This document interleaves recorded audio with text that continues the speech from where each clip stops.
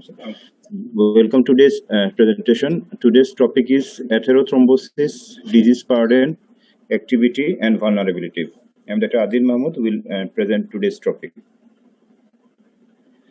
Atherosclerosis with superimposed thrombosis is called atherothrombosis, which is the main cause of myocardial infarction, coronary death, heart failure, and large artery stroke. The development of thrombosis-prone atherosclerotic plaque, also known as high risk of vulnerability plaques, in the coronary and carotid arteries is the leading cause of death and severe disability not only in the affluent countries but also worldwide. যখন স্ক্লেরোসিসের সাথে thrombosis থাকবে তখন সেটাকে বলে অ্যাথেরোথ্রম্বোসিস, আর এই থ্রম্বোসিসের মধ্যে কোনটা thrombosis prone ওগুলোকে বলা হয় high risk vulnerable plaques, which is very important. Casual and modifiable risk factors for the atherosclerotic and cardiovascular disease are well known, but the individual susceptibility to these risk factors varies. Most first heart attack occur among people with average or only slightly elevated risk factor levels, and recurrent events still occur despite lowering of these levels, indicating that we need both better detection and better treatment of those who are destined for heart attack. কিছু কিছু ক্ষেত্রে দেখা যায় যে অনেকের risk factors গুলো খুব বেশি নাই, তারপর হার্ট অ্যাটাক হচ্ছে, তাহলে এই হার্ট অ্যাটাক গুলোর কারণ কি সেটাকে ইভালুয়েশন করার দরকার হয়। তারই একটি প্রেক্ষিত হচ্ছে কি আজকের রিপ্রেজেন্টেশন। সুতরাং better detection of at risk individuals may be achieved by visualising the diseased artery wall rather than just assessing the risk factor. শুধু রিস্ক ফ্যাক্টর না, পাশাপাশি যে আর্টারিয়াল ওয়ালে কি হচ্ছে সেটাকেও ইভালুয়েট করাটা জরুরি। এবং predicting future cardiovascular events in patient with CAD remains a difficult task. The identification of specific patients who are at elevated risk for acute MI due to the presence of certain atherosclerotic lesion characteristics and clinical factors is a central component of the contemporary evaluation and management of strategies. সুতরাং শুধুমাত্র risk factor না, atherosclerotic লেশনের ক্যারেক্টারিস্টিক্সটাকে evaluate করাটাও এখন is a future cardiovascular events প্রিভেনশনের জন্য একটা সেন্ট্রাল কম্পোনেন্ট হয়ে দাঁড়িয়েছে। কালেকটিভলি দিস ক্যারেক্টারিস্টিক্সকে ভালনারেবল প্ল্যাক হিসেবে ডিসক্রিপ্ট করা হয়। The vulnerable plaque concept has been expanded in recent years. Vulnerable patient যেটার সাথে হেমাটোলজিক ও মায়োকার্ডিয়াল সাবস্ট্রেট প্ল্যাক এই তিনটা কম্পোনেন্ট জড়িত। ভালনারেবল পেশেন্টেরই একটা সাব কম্পোনেন্ট হচ্ছে গিয়ে ভালনারেবল প্ল্যাক। এটা একটা ভালনারেবল প্ল্যাকের একটা এটা হচ্ছে গিয়ে ইনট্যাক্ট, এটা হচ্ছে গিয়ে রাপচার্ড। উপরেরটা ইনট্যাক্ট, প্ল্যাক সাইজটা হবে বড়, নেক্রোটিক কোর যেটা আছে সেটা এক্সপান্ডেড হবে, যেটা এর ক্ষেত্রে ইনট্যাক্টের ক্ষেত্রে এটা স্মল সাইজড হবে। এটা রাপচার্ডের এটাতে বড় হবে, ইনট্যাক্টের ক্ষেত্রে এটা ছোট। ক্যাপচার্ডের ক্ষেত্রে ক্যাপসুলটা ইনট্যাক্টের ক্ষেত্রে নর্মালি থাকবে, কিন্তু এটার ক্ষেত্রে রাপচারের ক্ষেত্রে এটা থিকনেসটা কমে যাবে। রাপচার্ডের ক্ষেত্রে যেটা হবে যে নিউভাস্কুলারাইজেশনটা দেখা যাবে এখানে।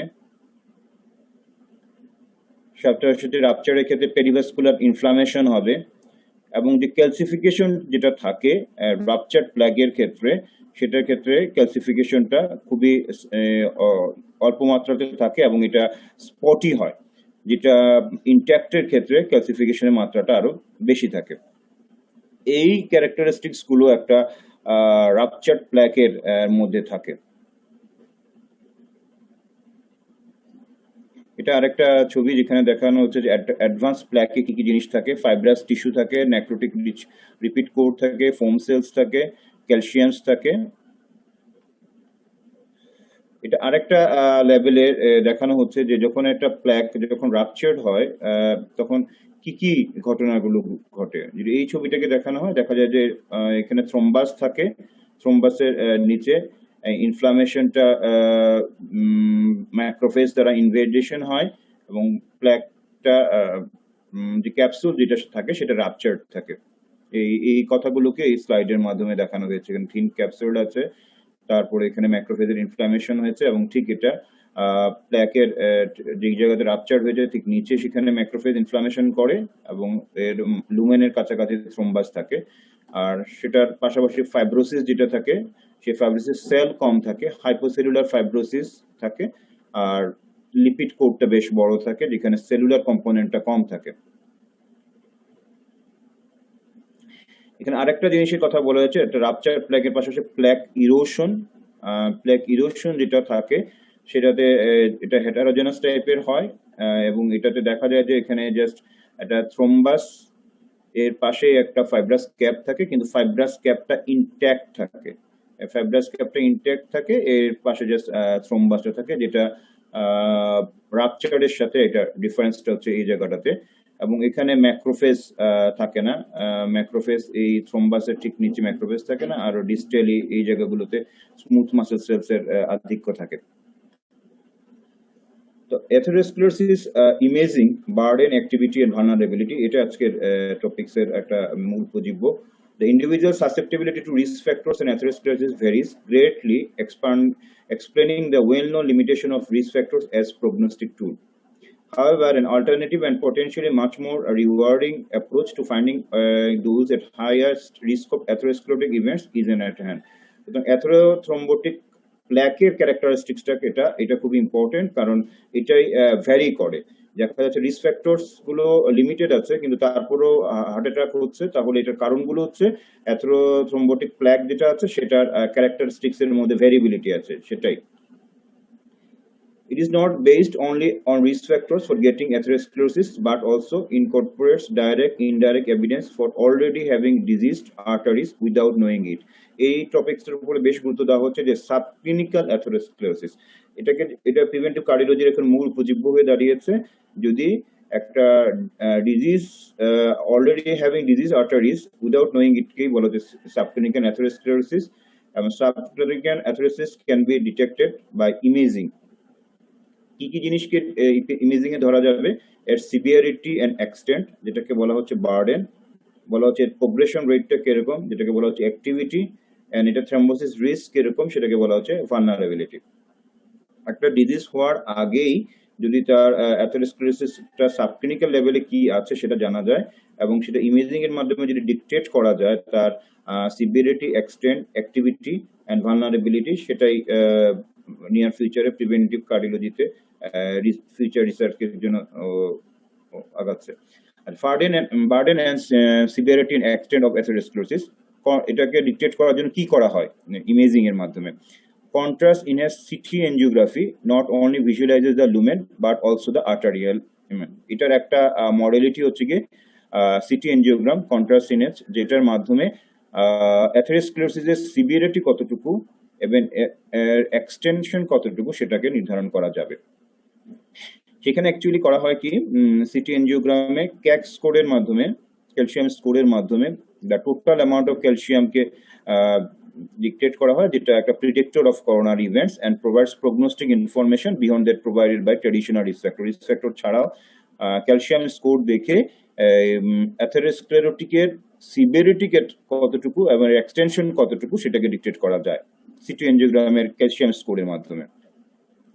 এখানে ক্যালসিয়াম স্কোরের একটা দেখানো হয়েছে, এখানে ক্যালসিয়াম স্কোর দেখা যাচ্ছে যেখানে কি পরিমাণ অ্যাথেরোস্ক্লেরোটিক বার্ডেন আছে বা সিভিয়ারিটি অর এক্সটেনশন আছে অ্যাথেরোস্ক্লেরোসিসে, সেটাকে ডিকটেশন করা হচ্ছে। এখানে সফটওয়্যারের মাধ্যমে বিভিন্ন আর্টারিয়াল লেভেল গুলোতে দেখে এটাকে নির্ধারণ করা হয়। এটাতে একটা প্যারামিটারস আসে, প্যারামিটারস দেখে এটা ডিকটেট করা হয়।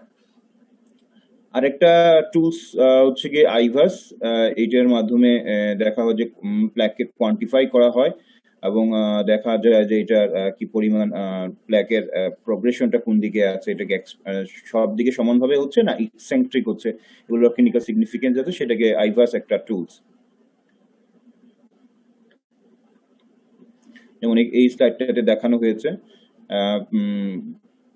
যেটা হচ্ছে প্ল্যাক রিচ ইন্টিমা, তারপর হচ্ছে মিডিয়া অ্যাডভেন্টিশিয়া, এগুলো ওই আইভাসের মাধ্যমে অ্যাথেরোস্ক্লেরোটিক প্ল্যাকের লোকেশন এবং এর ক্যারেক্টারিস্টিক্সটা ডিটেক্ট করা যায়। এটা একটা one of the tools for atherosclerotic plaque ডিটেকশনের। এখানে যে রাপচার্ড প্ল্যাক, কিরকম হবে আইভাসের মাধ্যমে দেখানো হচ্ছে। এই এখানে হচ্ছে কি ক্যাপসুল থাকে, ক্যাপসুলটা রাপচার হয়েছে, এখানের মধ্যে থ্রম্বাস জমা হয়েছে, যেটা আইভাসের মাধ্যমে ডিটেক্ট করা যায়। আর একটা এখানে দেখানো হয়েছে যে ক্যালসিফিক প্ল্যাকটা কিরকম থাকে। ক্যালসিফিক প্ল্যাকের ইয়ে থ্রম্বাসগুলো বিভিন্নভাবে থাকতে পারে, লোবিলিটেড ফর্মে, লেয়ার্ড ফর্মে, এগুলো আইভাসের মাধ্যমে দেখা যায়। আরেকটা হচ্ছে গিয়ে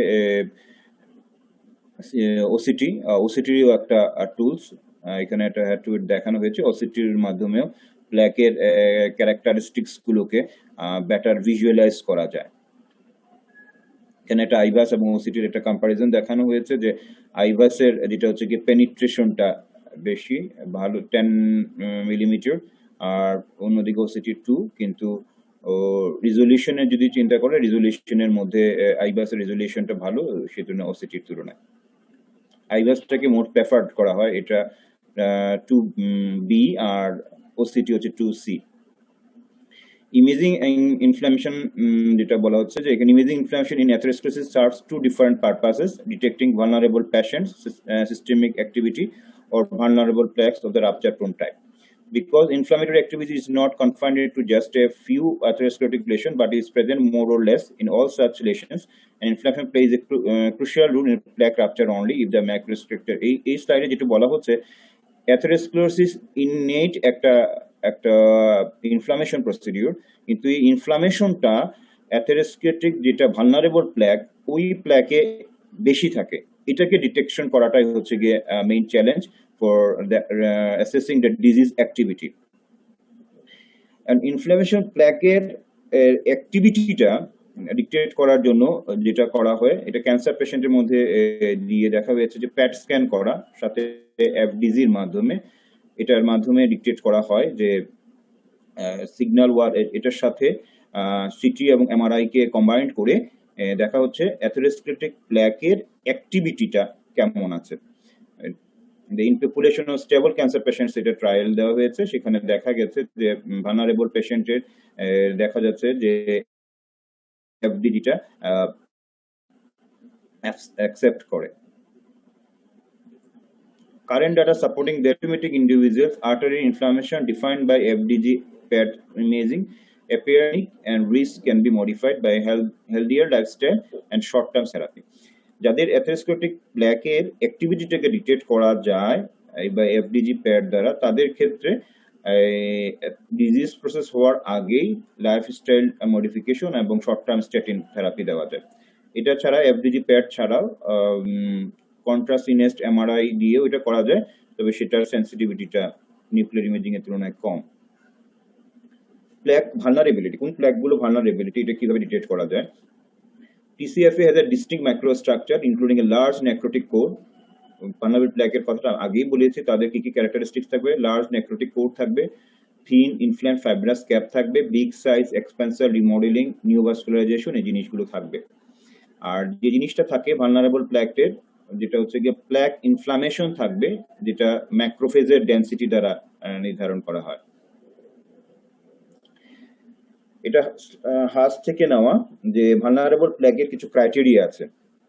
ভালনারেবল প্ল্যাকের ক্রাইটেরিয়ার কিছু হচ্ছে একটা মেজর ক্রাইটেরিয়া, কিছু হচ্ছে minor criteria.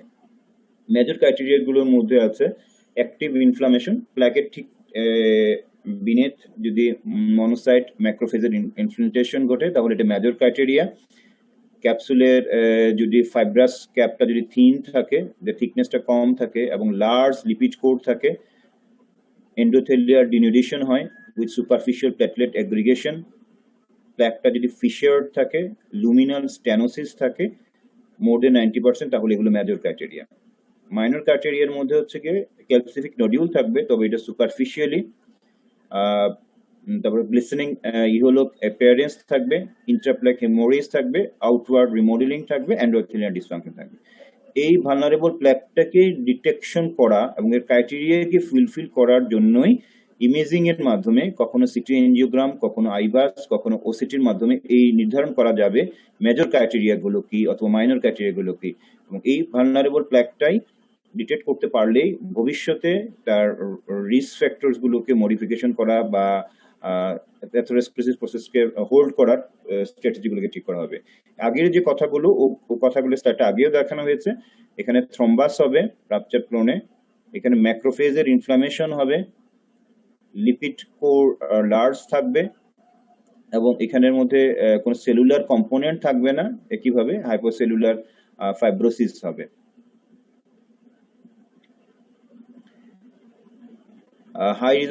High quality contrastinous CT angiogram cannot only assess the total coronary plaque burden but also visualize and classify the individual plaque based on radio density.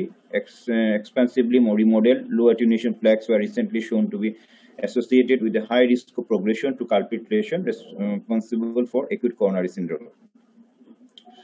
Although casual risk factors are known and constitute important therapeutic targets, their usefulness in risk assessment and finding people at risk of an atherothrombotic event is limited. Most heart attacks and strokes occurs in people categorized as low or intermediate risk by conventional risk factor scoring.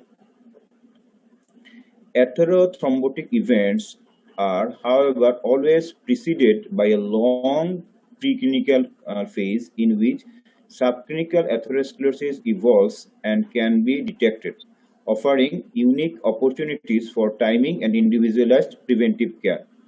The utility of such an imaging-based approach in the primary prevention of atherothrombotic events is becoming the keystone of future research. That's all from my part. Thank you. Abhi.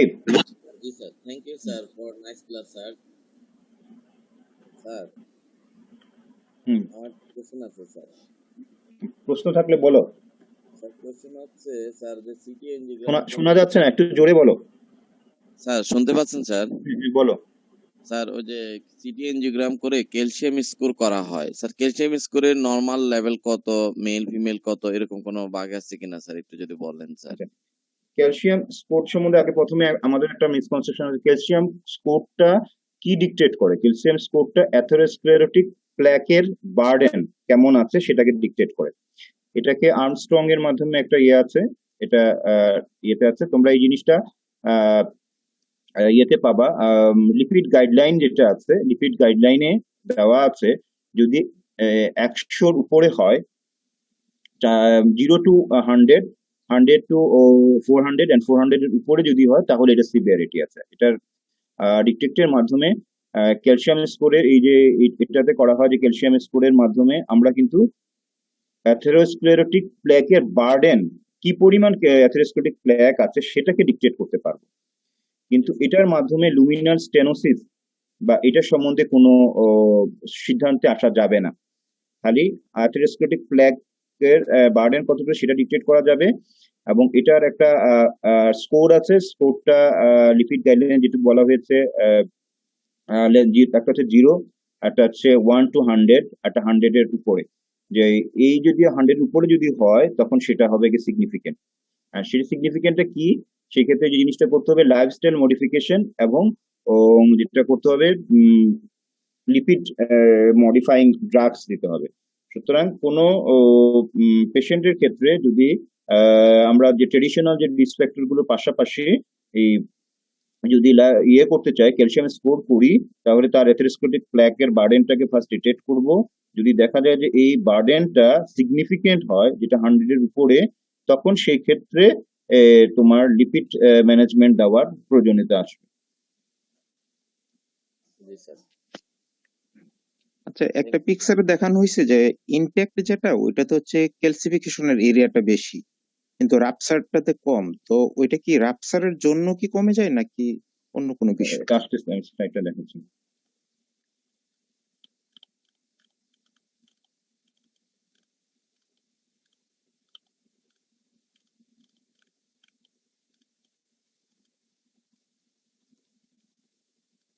এটা আচ্ছা, এটাতে আসলে হচ্ছে একটা intact এবং এটার দুটোর মধ্যে কম্পারিজন দেখানো হয়েছে। এখানে কম্পারিজন দেওয়ার পরে এগুলো আসলে হচ্ছে গিয়ে মেজর এবং মাইনরের ক্রাইটেরিয়ার অংশগুলো কিন্তু এইটা হচ্ছে গিয়ে যখন রাপচার যখন হয়, নিচেরটা হচ্ছে রাপচার। রাপচারে কি হয়, প্রথম যেটা হচ্ছে গিয়ে যে জিনিসটা বলা হচ্ছে যে এটা একটা বড় কম্পোনেন্ট, ফাইব্রাস ক্যাপের থিকনেস। ফাইব্রাস ক্যাপকে ডিটেক্ট করছে এখানে সংখ্যার মাধ্যমে 3। এই যে ফাইব্রাস ক্যাপ যেটা, এটা থিকনেস কমে যাবে এবং এটা রাপচার্ড হবে। এই যে রাপচার হচ্ছে কি হচ্ছে না, এই জিনিসগুলোকে বিভিন্ন মডেলিটিস এর মাধ্যমে ডিকটেট করা হয়। আইবাসের মাধ্যমে দেখা হয় বা ইয়ের মাধ্যমে দেখানো হয়। আসলে তো ইয়ে দেখা যায় না, দেখা যায় যে থ্রম্বাসটাকে দেখা যাচ্ছে। থ্রম্বাসটা তো এমনি এমনি এখানে জমা হলো না, দেখা গেল যে এখানে ফাইব্রাস ক্যাপটা একটা এখানের মধ্যে একটা রাপচার্ড আছে। এই জিনিসগুলোকে বিভিন্ন মডেলিটিস এর মাধ্যমে দেখানোর চেষ্টা করা হয়। আর ক্যালসিফিকেশনের যে কথাটুকু বললেন, যেটা হচ্ছে গিয়ে যেটা রাপচার্ড প্লেগ যেটা আছে, রাপচার্ড প্লেগের মধ্যে যে ক্যালসিফিকেশনটা থাকে সেটা থাকে স্পটি, মানে ওয়েল দিয়েতে হয় না। সে তুলনায় বরং মানে যেটাকে অর্গানাইজড থাকে না, না? অর্গানাইজ থাকে না, স্পটই থাকে। আর সে তুলনায় যেগুলোতে ক্যালসিয়ামটা বেশি থাকে, এইটা হচ্ছে কি ইনট্যাক্টের মধ্যে ক্যালসিয়াম, যেখানে দেখাচ্ছে না, যদি আপনি যদি এটা দ্বারা ক্যালসিয়ামের ইয়েটা দেখানো হচ্ছে, যেটার যে প্ল্যাক গুলোতে ক্যালসিয়ামটা বেশি থাকে, যেটাকে বলা হয় সিটোলেশন বা যেগুলোকে আমরা বলি, এগুলো মোর স্টেবল প্ল্যাক। এটা ক্যালসিয়ামটা কিন্তু অনেক অনেক বেশি থাকে। কিন্তু যেগুলোতে রাপচার্ড প্লেগ থাকে তার সেগুলোর ক্ষেত্রে ক্যালসিয়ামটা খুবই কম থাকে, এটাকে বলে স্পটি ক্যালসিফিকেশন ইজ মোর। আর যেটা ইনট্যাক্ট ইয়ে, সেটা এখন এখন যেটা হচ্ছে কি মলিকিউলার ইয়েতে বলা হচ্ছে যে আপনি যদি ডিজিজ প্রসেস হওয়ার আগেই কোন প্লেগ গুলা ভালনারেবল সেটাকে যদি আপনি ডিটেক্ট করে নিতে পারেন, তাহলে আপনি সেক্ষেত্রে আপনার প্রিভেন্টিভ স্ট্র্যাটেজিটা রেডি করতে পারবেন। তো কোন প্লেগ ভালনারেবল না, সেটা দেখার জন্য বিভিন্ন ক্রাইটেরিয়া তারা ঠিক করে দিয়েছে। এই ক্রাইটেরিয়া গুলোকে আপনাকে ডিটেক্ট করতে হবে। এই ডিটেক্ট করার জন্য বিভিন্ন মডেলিটিস আছে, যেমন ক্যালসিয়াম স্কোর একটা মডেলিটিস, আইভাস একটা মডেলিটিস, ওসিটি একটা মডেলিটিস, এফডিজি নিউক্লিয়ার ইমেজিং এটা একটা মডেলিটিস। এর মাধ্যমে এটাকে ডিটেক্ট করা হবে। ডিটেক্ট করে যদি আপনি দেখেন যে আপনার রাপচার প্রোন প্ল্যাগের পরিমাণ বেশি, সেই ক্ষেত্রে আপনি লাইফস্টাইল মডিফিকেশন পাশাপাশি অ্যাথেরোস্ক্লেরোটিক প্রিভেন্টিভ স্ট্র্যাটেজিটা নিবেন। এটাই হচ্ছে গিয়ে বলা হচ্ছে গিয়ে নিউয়ার বা আপকামিং স্ট্র্যাটেজি, এটা বলা হচ্ছে আর কি। ডিজিজ প্রসেসের আগে যদি আপনি ইন্টারভেন করতে পারেন তাহলে আপনার অনেক কিছু। এটার ব্যাকগ্রাউন্ডটা হচ্ছে অনেক ক্ষেত্রে দেখা যাচ্ছে কনভেনশনাল রিস্ক ফ্যাক্টর গুলো অনেক পেশেন্টের ক্ষেত্রে দেখা যাচ্ছে যথেষ্ট লিমিটেড, অথচ দেখা গেছে যে পেশেন্টের এসিএস হয়েছে বা ইয়ে হয়েছে। তাহলে এটার কারণটা কি? কারণটা হচ্ছে যে প্রতিটা পেশেন্টের যে অ্যাথেরোস্ক্লেরোটিক প্লেগ যেটা আছে, এর ক্যারেক্টারিস্টিক্সটা ইন্ডিভিজুয়াল টু ইন্ডিভিজুয়ালে ভ্যারি করতেছে। ওই ভ্যারিটা কিরকম ভ্যারি করে এবং ওই ভ্যারিনেসটার ইয়েটা কিরকম, ক্যারেক্টারিস্টিক্সটা কেমন, এগুলোকে বিভিন্ন ইয়ের মাধ্যমে ডিকটেট করা হয়। ডিকটেট করে একটা সিদ্ধান্ত আসা হয় আর কি। হ্যাঁ, থ্যাংক ইউ। জি। স্যার আসসালামু আলাইকুম স্যার। বলুন। স্যার আইবিএস এবং ওসিটির মধ্যে পার্থক্য একটু দেখাইছেন, আর একটু কি বলবেন স্যার? আচ্ছা,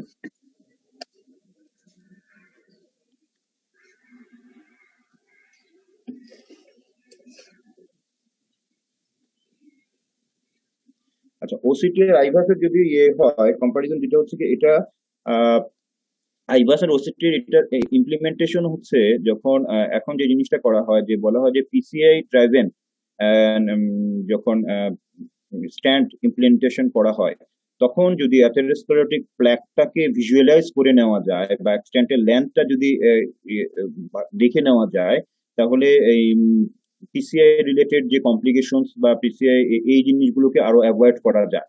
ব্লাইন্ডলি না দিয়ে যদি এটা লুমিনাল ভিডিও করার মাধ্যমে যদি দেখে নেওয়া যায়, তাহলে এটার ক্ষেত্রে আরো ভালো ফল পাওয়া যাবে। এই কনসেপ্ট থেকে আইভাস এবং ওসিটির কথা আসছে। তো আইভাসের ক্ষেত্রে যে জিনিসটা হচ্ছে যে এটার যে ইএসসির যে গাইডলাইন যেটা বলা হচ্ছে, এটা সম্ভবত হচ্ছে গিয়ে 2B, ওসিটি হচ্ছে গিয়ে 2BC। হ্যাঁ, আর আইভাস সেদিক থেকে ইয়ে। আর যেটা বলা হয় যে আইভাস এর ক্ষেত্রে যে comparison, head to head comparison tissue পেনিট্রেশনের যদি বলা হয়, টিস্যু পেনিট্রেশনের ক্ষেত্রে আইভাসটা আর শুনতে পাচ্ছি না স্যার। টিস্যু পেনিট্রেশন শোনা যাচ্ছে না? এখন শোনা যায়? হ্যাঁ, শোনা যাচ্ছে। হ্যাঁ, টিস্যু পেনিট্রেশনটা আইভাসের ব্যাটার। টিস্যু পেনিট্রেশন আইভাসের বেশি ব্যাটার, এটা হচ্ছে 10 মিলিমিটার, মানে বেশি টিস্যুকে সে পেনিট্রেট করতে পারবে। যখন আসলে আইভাসটা কি, যে একটা পিসিআই ইয়ে যখন করা হয় স্ট্যান্টিং এর ধরনের গাইডওয়্যারের সাথে এক ধরনের ভিডিও ক্যামেরা থাকে। ওই ভিডিও ক্যামেরাটা যেটাতে লুমেনে গিয়ে এই অ্যাথেরোস্ক্লেরোটিক প্ল্যাক যেটা আছে, এই যে এটাই হচ্ছে গিয়ে তার ওসিটির ভিডিওটা ভিডিও ক্যামেরা, এটা তার ভিডিও ক্যামেরাটা ইন্ডিকেট করতেছে। সে রিয়েল ওয়ার্ল্ডে গিয়ে মানে যেটি লুমেনে গিয়ে অ্যাথেরোস্ক্লেরোটিক প্ল্যাকটা কেমন সেটা সম্বন্ধে সে ইনফরমেশন গুলো দিচ্ছে। একইভাবে ওসিটিও একইভাবে দিচ্ছে। তবে যে জিনিসটা হচ্ছে দেওয়ার ক্ষেত্রে হচ্ছে গিয়ে পেনিট্রেশনটা হচ্ছে গিয়ে ইয়ের ভালো, আইবাসের ভালো, বেটার টিস্যু পেনিট্রেশন। আর রিজলিউশনস এর যেটা হচ্ছে গিয়ে রিজলিউশনস এর ক্ষেত্রে হচ্ছে গিয়ে ওসিটিটা বলা হচ্ছে যে ওসিটির রেজলিউশন গুলো ভালো। রেজলিউশন গুলো ভালো মানে হচ্ছে আপনি এখানে যেমন এইখানে আর যতটুকু ক্লিন কাট আপনি বুঝতে পারতেছেন ওসিটিতে, আর এইখানে হচ্ছে গিয়ে অতটা ভালো বোঝা যাচ্ছে না। এটা রিজলিউশনের দিক থেকে ওসিটি ভালো, আর পেনিট্রেশনের দিক থেকে হচ্ছে গিয়ে আইভাস ভালো, এই দুইটা বলা হয়ে থাকে আর কি। আর যদি বলেন ইন্ডিকেশনের বিচারে কোনটা আগে কোনটা পরে, তবে আইভাসটা হচ্ছে গিয়ে বি, আর ইয়ে হচ্ছে গিয়ে ওসিটি হচ্ছে গিয়ে টি সি। আর আরেকটা ইনফরমেশন যেটা হচ্ছে গিয়ে আইভাস বা প্রতিটা পিসিআই এর সাথে আইভাস করে বা ওসিটি করে নেওয়া উচিত। এটা করে নিলে আসলে হচ্ছে গিয়ে অনেক সময় যখন স্ট্যান্ডটাকে বসানোর ব্যাপার থাকে তখন স্ট্যান্ডের লেন্থ কেমন হবে, বা স্ট্যান্ড বসাতে গিয়ে কোনো ধরনের স্ট্যান্ডের কারণে কোনো ধরনের রাপচার হলো কিনা, বা এই জিনিসগুলো আসলে হচ্ছে এটার মাধ্যমে ডিটেকশন করা যায়। কিন্তু যেটা মেইন যেটা প্রবলেমটা দাঁড়ায়, যেটার কস্টের ব্যাপারটা চলে আসে যখন একটা পিসিআই এর সাথে যখন ইয়ে দেওয়া হয়, সম্ভবত 80,000 এর মতো টাকা মনে হয় বেশি চলে আসে। সেজন্য বাংলাদেশে কিছু সিলেক্টেড সেন্টারে ওই পিসিআই এর সাথে ওই আইভাসটা করা হয়ে থাকে আর কি। জি, থ্যাংক ইউ স্যার।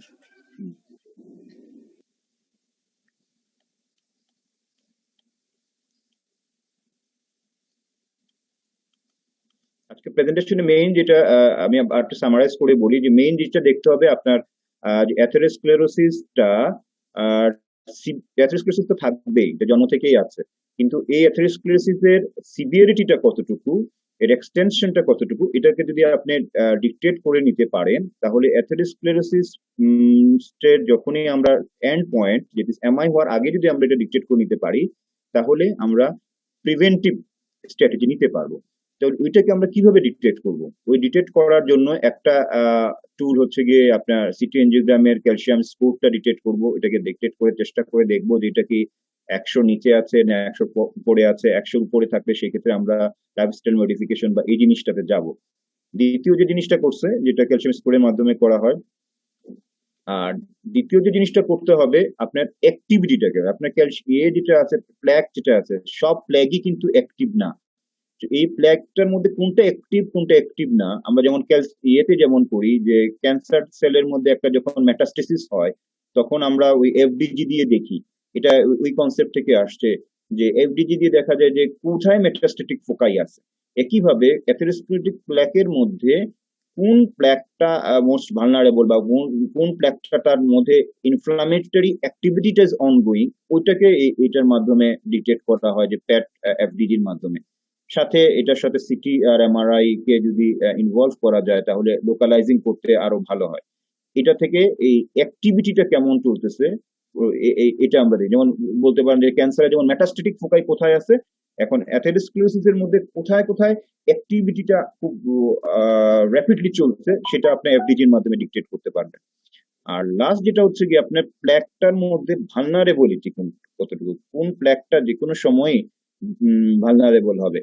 মানে আপনি এনজিওগ্রামের মধ্যে আপনি লুমিনোগ্রাম যেটা এর মাধ্যমে আপনি দেখতে পারেন অ্যাথেরোস্ক্লেরোটিক প্ল্যাক, কিন্তু কোনটা ভালনারেবল না সেটা তো আপনি ডিটেক্ট করতে পারছেন না। সেই ক্ষেত্রে আপনার সিটি এনজিওগ্রাম বা আইভাস এগুলো আরো বেটার ইনফরমেশন দিবে। আর ম্যাক্রোফেজ ডেনসিটি বা যেগুলোর কথা বলা হচ্ছে, এগুলো আসলে হচ্ছে গিয়ে এগুলো আসলে অনেকগুলোই করা হয় যে পোস্টমর্টেম পেশেন্টের ক্ষেত্রে গিয়ে তাদের হিস্টোপ্যাথোলজি করে এগুলো দেওয়া। এগুলো তো আসলে প্র্যাকটিক্যাল ফিল্ডে দেখা সম্ভব না, ক্লিনিক্যাল ইমপ্লিমেন্টেশনটা কম। থিওরিটিক্যাল জানা লাগবে যে ম্যাক্রোফেজ ডেনসিটিটা যদি বেশি হয় সেটা আসলে ইন্ডিকেট করে যে এখানে একটা থ্রম্বোসিস। এই কনসেপ্ট গুলো থেকে কিন্তু সিআরপির কথা চলে আসছে। মানে হচ্ছে যে হাই সেন্সিটিভিটি সিআরপি এটা কিন্তু one of the newer marker of atherosclerosis.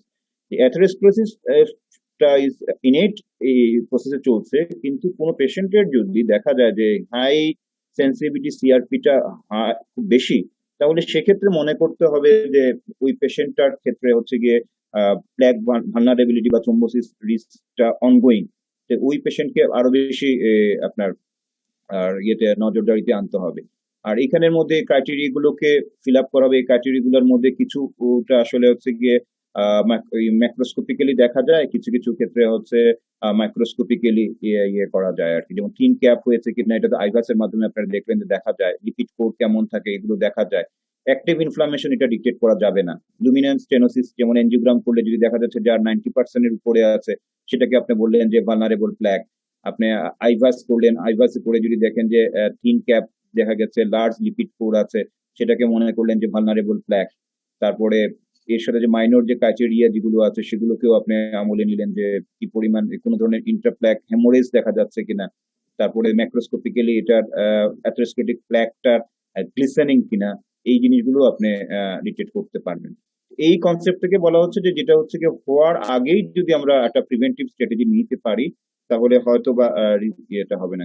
Main concept বলা হচ্ছে যে রিস্ক ফ্যাক্টর কম, অথচ দেখা যাচ্ছে পেশেন্টের হার্ট অ্যাটাক এমনি ইয়ে হচ্ছে। তো ওটার কারণ কি? এটা হচ্ছে গিয়ে অ্যাথেরোস্ক্লেরোটিক প্ল্যাকের ক্যারেক্টারিস্টিক্স এর ভেরিয়েবিলিটি, ওইটাকে ডিকটেট করার জন্যই আমরা বিভিন্ন মডিফিলিটিস গুলো ইউজ করছি। জি শকত, অভি, স্যার হ্যাঁ অভি, আর কোনো প্যারি আছে? না স্যার। আর কোয়ারি না থাকলে স্যারকে দাও, স্যার যদি কিছু বলেন। এখানে আরেকটা জিনিস ওই যে সাবক্লিনিক্যাল অ্যাথেরোস্ক্লেরোসিসের কথা বলা হয়েছে। সাবক্লিনিক্যাল অ্যাথেরোস্ক্লেরোসিসটা হচ্ছে বোঝায়, নাম দেখেই বোঝা যাচ্ছে যে ইয়ে হচ্ছে না, কোনো ডিজিজ প্রসেস হচ্ছে না। সাবক্লিনিক্যালি কি ঘটনা ঘটছে, একটা ডিজিজ আর্টারি আছে, ওইটাকে আমরা ডিকটেট করবো। ওইখানে সাবক্লিনিক্যাল যে অ্যাথেরোস্ক্লেরোসিস আছে এটা কিন্তু নিউয়ার কনসেপ্ট, কিন্তু দেখবেন ইএসসির গাইডলাইন গুলোতে কিন্তু বলা হয় যে আপনার এখন বলা হচ্ছিল যে আপনার ওই ক্যারোটিড আর্টারির এতে আল্ট্রাসোনোগ্রাফি করে এটা 50% স্টেনোসিস আছে কিনা এগুলো দেখা, তারপরে এলবিএইচ এটাকে one of the risk factor হিসেবে আনা, সেগুলোকেও কিন্তু আজকাল রিস্ক ফ্যাক্টর হিসেবে আনা হচ্ছে। এগুলোর মেইন কনসেপ্ট গুলো হচ্ছে যে প্রিভেন্টিভ কার্ডিওলজির মেইন কনসেপ্ট বলা হচ্ছে যে ডিজিজ হওয়ার আগেই যদি আমরা এর আগেই যদি এটাকে আমরা ডিকটেট করতে পারি, যেটা সাবক্লিনিক্যাল অ্যাথেরোসিস অনেক র্যাপিড ওয়েতে যাচ্ছে, তখন সেক্ষেত্রে আপনার স্ট্র্যাটেজি গুলোকে ইয়ে করাটা ইজিয়ার হবে। সেগুলো করা হচ্ছে। স্যার জি একটু আমাদের ওই যে আইবাসের যে ছবিগুলো স্যার দেখেছেন স্যার আপনি, স্যার জি মানে এরকম ছবি কিন্তু আমাদের স্যার অস্পিতে থাকে স্যার।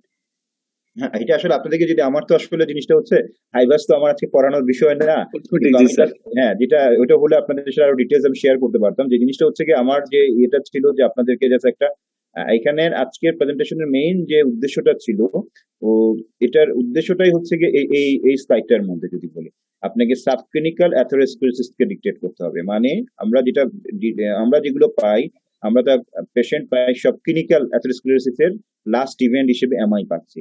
এখন একটা এমআই তো একদিনের হচ্ছে না, এটা তো অনেক দিনের লং প্রসেসের মাধ্যমে হচ্ছে। ওই লং প্রসেসটাতে কয়েকটা জায়গা আছে, এটার এই জায়গাগুলোতে আমাদের কাজ করার স্কোপ আছে। যদি আমরা এগুলোকে ডিকটেট করে যদি অনেক আগে ইন্টারভেন করতে পারি, সেক্ষেত্রে আমরা এমআইটাকে প্রিভেন্ট করতে পারবো। আর এমআইটার ক্ষেত্রে আরেকটা যেটা বলা হচ্ছে বা যে জিনিসগুলো দেখা যাচ্ছে যে রিস্ক ফ্যাক্টর নাই হচ্ছে, তাহলে এটার এক্সপ্লেনেশন গুলোই হচ্ছে গিয়ে এই প্ল্যাকের ক্যারেক্টারিস্টিক। সেজন্য প্রথমে আপনার বার্ডেনটা দেখতে হবে। এই বার্ডেন মানে হচ্ছে সিভিয়ারিটি এক্সটেনশন, যেটাকে আমরা ক্যালসিয়াম স্কোরের মাধ্যমে ডিকটেট করি। আমরা দেখবো যে সব অ্যাথেরোস্ক্লেরোটিক প্ল্যাক কিন্তু অ্যাক্টিভ না। যেগুলো অ্যাক্টিভ কোনটা, সেটাকে এফডিজি মাধ্যমে মানে প্যাট স্ক্যানের সাথে এফডিজি কে ইনকর্পোরেট করে দেখবে অ্যাক্টিভিটিটা কেমন। সেই ক্ষেত্রে বুঝতে পারে যদি দেখা যায় অনেক বেশি অ্যাক্টিভিটি আছে, সেক্ষেত্রে আমাদের লাইফস্টাইল মডিফিকেশন, অ্যাথেরোস্ক্লেরোটিক প্ল্যাকের জন্য লিপিড ওয়ারিং ড্রাগস দেওয়া বা আদার্স, এগুলো ইম্পর্টেন্ট হয়ে দাঁড়াবে। আর একটা হচ্ছে ভালনারেবিলিটি।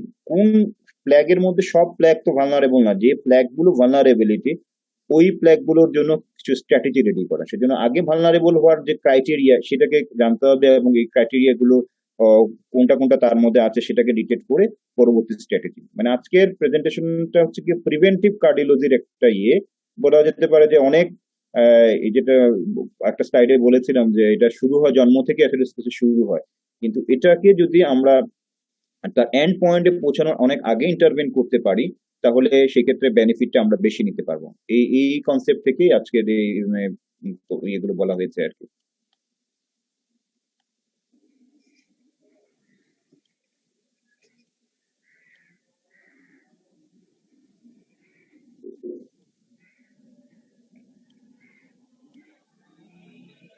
জি অভিপ, স্যার হুম, স্যার কোশ্চেন হতে থাকলে স্যারকে দাও।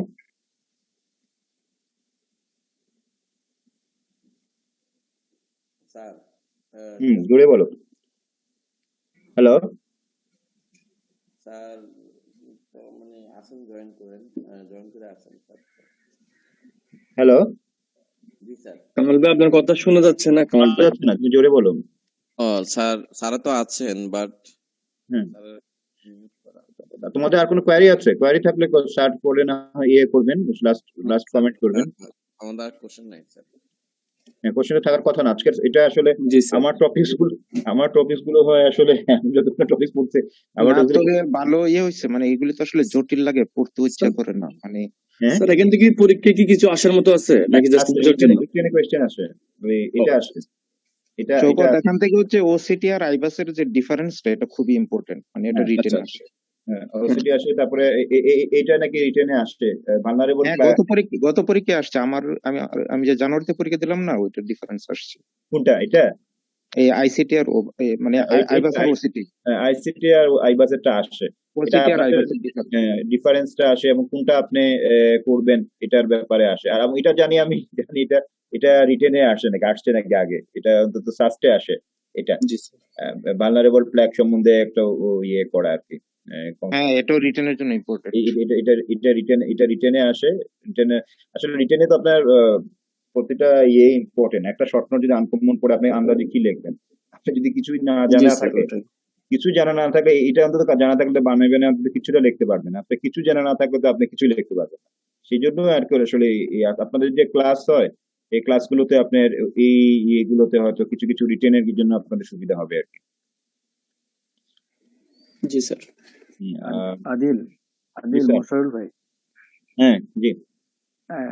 আদিল আচ্ছা, ওই যে আমরা যেটা হলো যে সিটি স্ক্যান যেটা করা হয় সেখানে তো ক্যালসিয়াম স্কোরটা দেখা হয়, তাই না?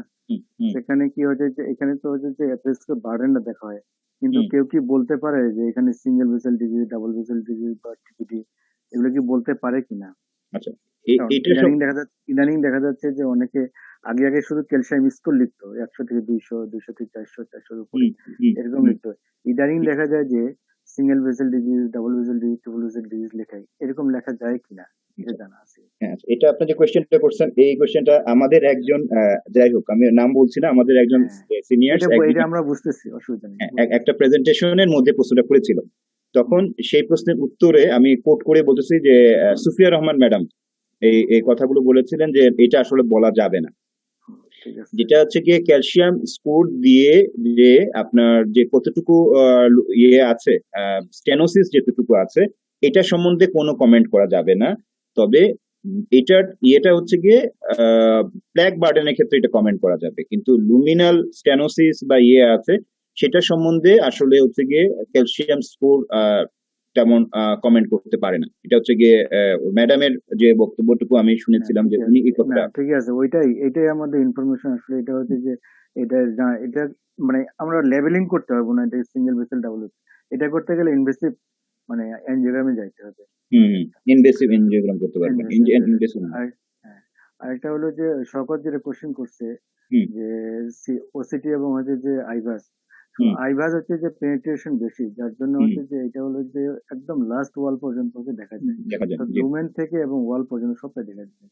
বাট ওসিটি যেটা আছে জাস্ট লুমেনে হচ্ছে যে রেজলিউশন বেশি, যার জন্য হচ্ছে লুমেনের যে কোনো মানে থাকতেছে কিনা সেটা ভালো দেখা যায়। যেমন হচ্ছে লুমেনের ভিতরে অ্যাথেরোস্ক্লেরোসিস বা বার্ডেন অথবা ক্যালসিয়ামটা কতটুকু আছে সেটা।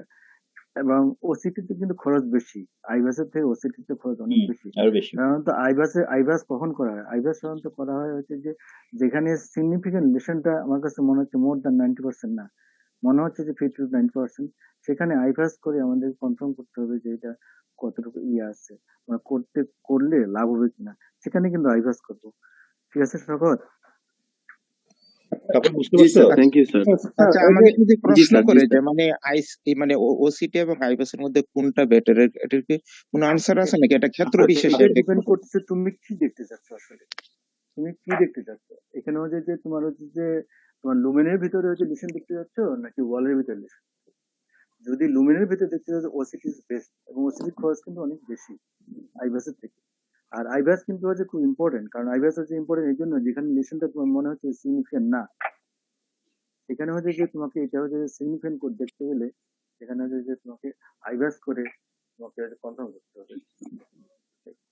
আচ্ছা তৌফিক ভাই, আপনার প্রশ্নের উত্তর হচ্ছে এবার কার্ডিয়াক সোসাইটির একটা প্রোগ্রামের একটা সেকশন ছিল আফজালুর রহমান স্যারের, যে আপনার ওসিটি এবং হচ্ছে গিয়ে আইভাস, এটা নিয়ে ওনার একটা সেশন ছিল। তো হ্যাঁ ওই হ্যাঁ সেশনটাতে যে জিনিসটার কথা বলা হয়েছে যে আপনি যদি স্পেসিফিকলি জিজ্ঞাসা করেন আইভাস ভালো না ওসিটি ভালো, তাহলে হচ্ছে গিয়ে আইভাস ভালো। এটা হচ্ছে গিয়ে ভাই মশাল ভাই যেটা বলছে ইন্ডিভিজুয়াল কেসগুলোর ক্ষেত্রে আপনি কি করবেন, যে দুটোর মধ্যে আপনাকে স্পেসিফিকলি বলা হয় যে কোনটা ভালো। একটা হচ্ছে গিয়ে ক্লাস অফ ইন্ডিকেশন হচ্ছে বি, 2B মনে হয়, আরেকটা হচ্ছে 2C। ওসিটিটা সম্ভবত সি, আইভাসটা বি। এবং আমি যতটুকু আমার মনে পড়ে যেটুকু সাইডগুলো দেখে সবগুলোতে আইভাসটাকে ইয়ের তুলনায় ওসিটির তুলনায় কে প্রেফার করা হয়েছে। তবে ইন্ডিভিজুয়াল কেস বাই কেস এটা ভ্যারি করবে আর কি। স্যার আসসালামু আলাইকুম। হুম। আচ্ছা যেটা বলা হয়েছে যে ওসিটি যদি শুধু লুমেন দেখে তাহলে এনজিওগ্রামও তো লুমেন দেখছে, এনজিওগ্রামও তো একটা নাম লুমেনোগ্রাম, তাহলে হয় আমরা ওসিটি যাবো কেন? এটা ওসিটিটাতে যে জিনিসটা হচ্ছে কি, আপনি যে জিনিসটা হচ্ছে কি এনজিওগ্রামের তো আপনি লুমেন দেখলেন, কিন্তু আপনার যে প্ল্যাকের যে ক্যারেক্টারিস্টিক্স এটা তো আপনি তো এনজিওগ্রামের মাধ্যমে এটা দেখতে পারবেন। এই এই জিনিসটা আপনি খালি লুমেনটা দেখলেন, এই যে প্ল্যাকটাকে যে এত ভালোভাবে দেখা যাচ্ছে যেটা ভিডিওতে এর মাধ্যমে যেটা দেখ, এই জিনিসটা তো আপনি ইয়েতে পাবেন না। এনজিওগ্রামের মধ্যে আপনি এতটুকু দেখবেন, এতটুকু দেখার মাধ্যমে কিন্তু এই যে প্ল্যাকের যে এই জিনিসগুলো, প্ল্যাকের মধ্যে ক্যালসিয়াম আছে, যেমন এখানের মধ্যে যেমন দেখা যাচ্ছে যে ক্যালসিয়াম দেখা যাচ্ছে, এই ইয়েতে দেখা যাচ্ছে এখানের মধ্যে এই প্ল্যাকের ইয়েগুলো কেমন, এই যে এই জিনিসগুলো পেনিট্রেশনস, এই জিনিসগুলো যেখানে আপনি আইভাসে ভালো দেখতে পাচ্ছেন, এগুলো আপনি ওসিটির মাধ্যমে যেভাবে আপনি রিজলিউশন, যেমন এটা খুব খুব ভালো দেখা যাচ্ছে, যেমন এটাতে রিজলিউশনটা খুব ভালো না, হেজি, বোঝা যাচ্ছে না কিছু। এই জিনিসটা আর এই জিনিসটা তো আপনি এনজিওগ্রামে পাবেন না। যে জন্য এনজিওগ্রামে সাথে এটাকে অ্যাড করা হয়েছে, যার মাধ্যমে আমি আইভাসের ক্ষেত্রে আমি বেটার পেনিট্রেশনের অ্যাডভান্টেজটা নিতে পারবো, এবং ইয়ের মাধ্যমে ওসিটির মাধ্যমে বেটার রিজলিউশনের অ্যাডভান্টেজটা আমি নিতে পারবো। সেজন্য এই দুটোকে এটার সাথে ইনকর্পোরেট করা হয়েছে, যেটা হচ্ছে গিয়ে এনজিওগ্রামের লিমিটেশন আছে, সেটার এই লিমিটেশনটাকে ওভারকাম করার জন্য আদার দুটা টুল অ্যাড করা হয়েছে। আবার ওই দুইটা টুলের আবার কিছুটা লিমিটেশন আছে, একটা পেনিট্রেশন ভালো আর একটা রেজলিউশন ভালো। এই হচ্ছে গিয়ে কনসেপ্ট। জি তাহলে আপনি আচ্ছা যেটা বলছেন যে আইবাসি বেটার, হ্যাঁ যদি আমরা মানে সবগুলোকে একভাবে চিন্তা করি, সবগুলো যদি আমরা একদিকে চিন্তা করি তাহলে আইবাসি বেটার।